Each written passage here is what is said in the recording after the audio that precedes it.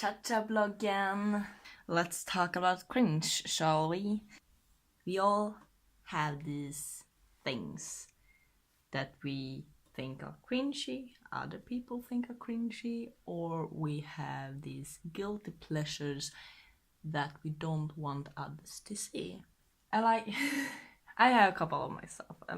When it comes to cringy stuff, I think technically everything I do is cringy at some point.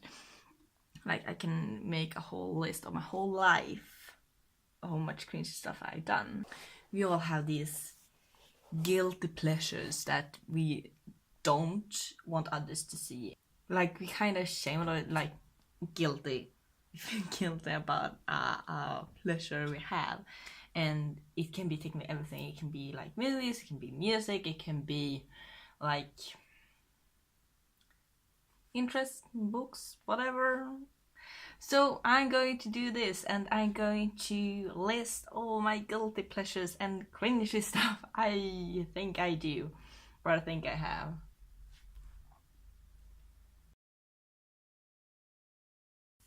So if we're going to list this, we're going to start with music. I have a varied music taste, like mostly everyone does, and like there are a couple of bands or music that when people ask me what kind of music I listen to, I immediately say them, like Crit Feature, Pendulum, Pink Floyd, a Swedish band called Eskiföret. If you go into the storage on my phone, like not Spotify but my phone, you will see my biggest guilty pleasures. Like, I think the biggest guilty pleasure I actually have on my phone would be Lady Gaga. I really like her music. I think Lady Gaga makes a lot of funny songs, and I like to sing along to them, I like to dance to them, and I like to just get in a party mood whenever I listen to them.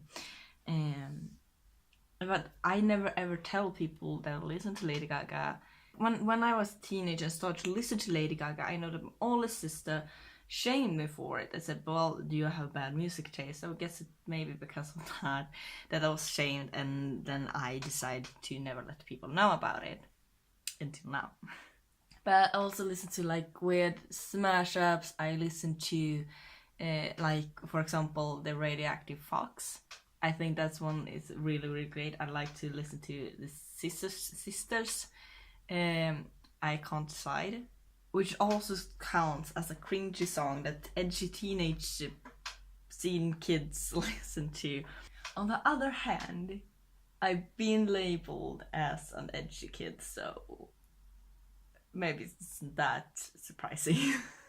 But also, like, even on Spotify, you can find weird songs I listen to, or like guilty pleasures I have. I listen to William Control, who sings about BDSM stuff. I also listen to Aaron Schupa. I think I pronounced that right, but it's the songs Albatross and Let Us Swing. I think they're really, really fun, and I like the beats. But we also have the meme song I was going to say, TV and Chill. I think it's my two younger sisters said it was before they changed the name to TV and Chill, it was called Netflix and Chill. And of course, it's about Netflix and Chill. What else can it be about? But I really like it, and I think it's really fun. I can't speak. I don't know. Oh gud. Mitt jävla ben. Min höft gör ont. Hej. Jag har smink på mig. Kan ni se det? Wow, I'm so gorgeous today. Hi. Wanna go out sometime? What was I talking about again? Let's move on to movies. There we go. When it comes to movies, I don't have many guilty pleasures when it comes to that. Or movies and books in general. But I do really like one of the few movies George Lucas did after Star Wars. I think he only made Star Wars, actually, except for one movie. He made one other movie called Strange Magic, and boy do I love that movie.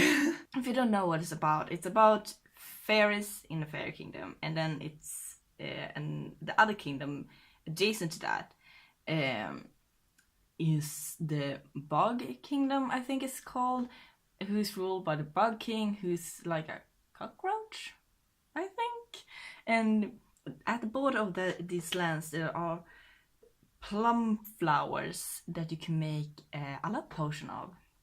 However, this love potion doesn't always work, and is of course false love. But if everyone deserves to be loved.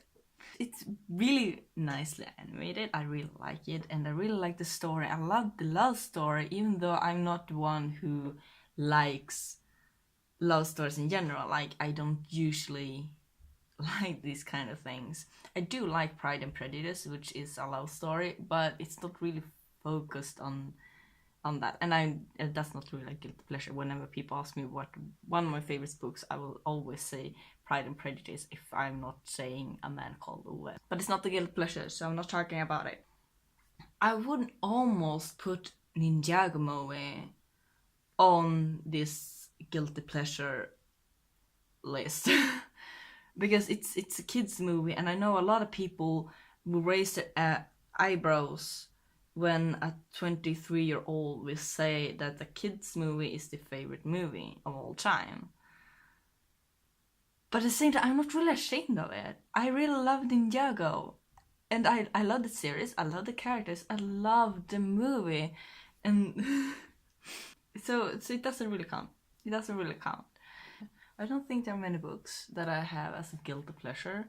Not what I can think about, at least. Because if I'm not ashamed to say that I like certain books. I'm ashamed when it comes to music and some movies, but not when it comes to books. I don't know why it is that. But for some reason I feel like I'm less ashamed of liking books that people don't really like. Okay, it's not really a book, but it reminded me that a guilty pleasure I have when it comes to something I've read about. It's and I realized that because of that thing over there and that thing over there. There are characters from a series, a webcomic called Homestuck. The more I read about it, the more, especially the ending, I felt like I don't like this, but I still do. And like, I never tell people that I've read Homestuck until like I get reminded of it, or that, I don't know, they say something like, they like say that I need a bucket or something. Oh gosh, I forgot about the bucket until now. Oh my gosh, how could I forget about it? I remember once, this was during the phase when it transferred from liking it to it becoming a guilty pleasure, and my dad said that he needed a bucket, and I started to laugh, and I laughed so much that my dad was like, "What are you laughing for?" But I felt like I can't explain this to my dad. I can't do it. I mean, I can barely explain it now. If you haven't read Homestuck and you don't know what I'm talking about, this makes no sense whatsoever. But for the longest time, it actually affected me. So when people ask me what my sign is, I wouldn't say I'm a Taurus. Taurus? Is that how you pronounce it? But I would say that I'm a Tavros, which is a character from Homestuck. And his sign is the Taurus sign. It's probably the biggest guilty pleasure I have when it comes to guilty pleasures. Like, say what you want about Lady Gaga. I would much rather prefer that people get to know that I know who Lady Gaga is and that I listen to music, than they will know that I read Homestuck. I'm pretty ashamed of it, and I don't know why, because it's a pretty good story. It's been ages since I read it. I should probably reread it again. I should book like a couple of months and just read it all in one go and take notes. Because you need a lot of notes when you read Homestuck, because there's a lot of things you will forget about. But yeah, This list is really fucking short. For once, maybe I can make a short vlog. Good luck with that, honey. No, I talked about guilt pleasures. So I'm going to talk about cringy stuff. And I'll say I do at least 2 cringy stuff per day. Like, and it's mostly when I talk to people. I always think that most people I talk to are actually too cool to talk to me, and they're too kind, they're too nice, they're too, I was going to say perfect, but I know that no one's perfect, but you will get what I mean. If you have talked to someone and you felt like, I can't talk about certain kind of stuff, I need to think about my words, I need to talk carefully to this person so I don't fuck up. That's technically me every day whenever I open up like Discord and start chatting with people, or when I generally like just talk to colleagues, or when I talk to the cashier at the store, whatever. I'm really bad at talking, and I always been bad at talking, especially when it comes to certain people like, as I said, really cool people I think are way too cool to even look my way, or people who I'm scared of losing in my life, or like crushes or whatever.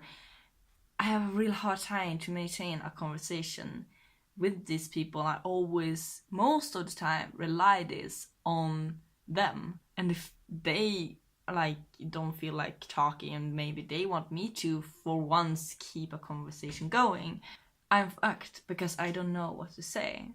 And I always say that I'm real bad at talking, except when it comes to topic, and I know what to say, and it's not a lot of people talking at the same time.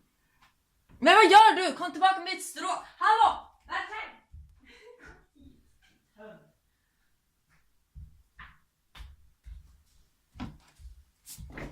He stole my straw, the fucking bastard.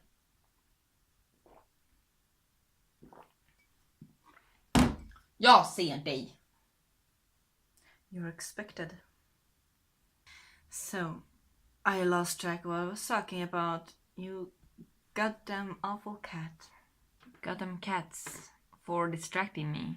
Well, I'm a pretty distracted person in general, so. That cat made me lose track of everything. I don't know what else I was supposed to say. So I'm going to end it here. This is my cringe and guilty pleasure list. There you go. But yeah, so I'm going to end it here, and it's been fun. Thank you for watching, and I'll see you next time, you sillies.